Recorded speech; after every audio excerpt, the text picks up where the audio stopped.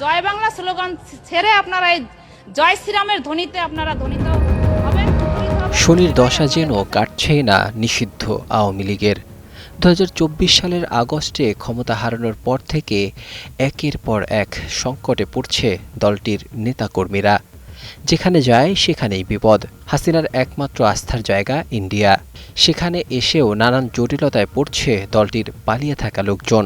বাংলাদেশের পর এবার ভারতেও জয় বাংলা বলা নিষিদ্ধ। জয় বাংলা স্লোগান ছেড়ে আপনারা এই জয় শ্রীরামের ধ্বনিতে আপনারা ধ্বনিত। সম্প্রতি সামাজিক যোগাযোগ মাধ্যমে ভারতের পশ্চিমবঙ্গের বিজেপি নেত্রীর একটি ভিডিও ছড়িয়ে পড়ে।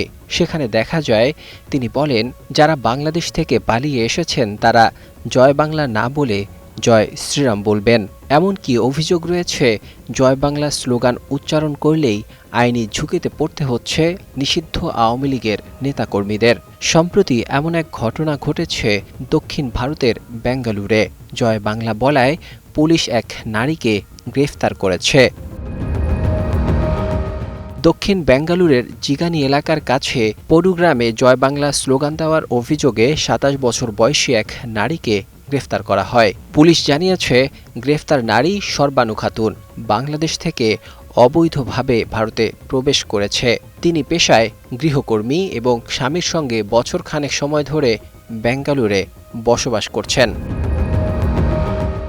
পুলিশ সূত্রে জানা যায়, পডুগ্রামে একটি উচ্ছেদ অভিযান চলাকালে সর্বানু জয় বাংলা স্লোগান দেন। এ ঘটনার একটি ভিডিও সামাজিক যোগাযোগ মাধ্যমে ছড়িয়ে পড়ে। হেব্বাগুদি থানার হেড কনস্টেবল ভূষভেন্দ্রের করা অভিযোগ অনুযায়ী 11 জানুয়ারি ওই ভিডিও পুলিশের নজরে আসে।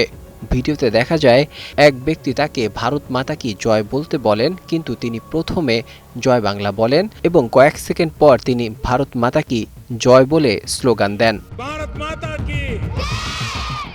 এর আগে পশ্চিমবঙ্গের মুখ্যমন্ত্রী মমতা বন্দ্যোপাধ্যায় শেখ হাসিনা ও তার ঘনিষ্ঠ সহযোগীদের ভারতে রাজনৈতিক আশ্রয় দেয় ক্ষুব্ধ প্রতিক্রিয়া জানিয়েছিলেন।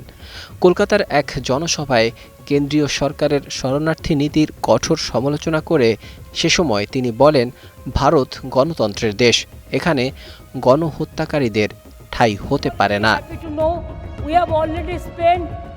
বিশ্লেষকদের মতে এসব ঘটনার পেছনে কেবল তাৎক্ষণিক পরিস্থিতি নয়, বরং দীর্ঘদিনের রাজনৈতিক সিদ্ধান্ত ও শাসনামলের পরিণতিও বড় ভূমিকা রাখছে। তাদের ভাষ্য অনুযায়ী ক্ষমতায় থাকার সময় শেখ হাসিনা একচ্ছত্র স্বৈরশাসন, বিরোধী কণ্ঠ দমন, বিতর্কিত নির্বাচন এবং তার রাজনৈতিক প্রতিহিংসার রাজনীতি আজ দলের নেতাকর্মীদের জন্য বুমেরাং হয়ে ফিরছে। তাই দেশের ক্ষমতা হারানোর পর যেমন আওয়ামী লীগ চরম সংকটে পড়েছে, তেমনি বিদেশে আশ্রয় নিয়েও তাদের সংশ্লিষ্টরা স্বস্তিতে থাকতে পারছেন না। বিশেষজ্ঞদের মতে বর্তমান দুরবস্থা অনেকটাই শেখ হাসিনার শাসনামলের পাপের ফল, যার দায় এখন তার দল ও সমর্থকদের বহন করতে হচ্ছে।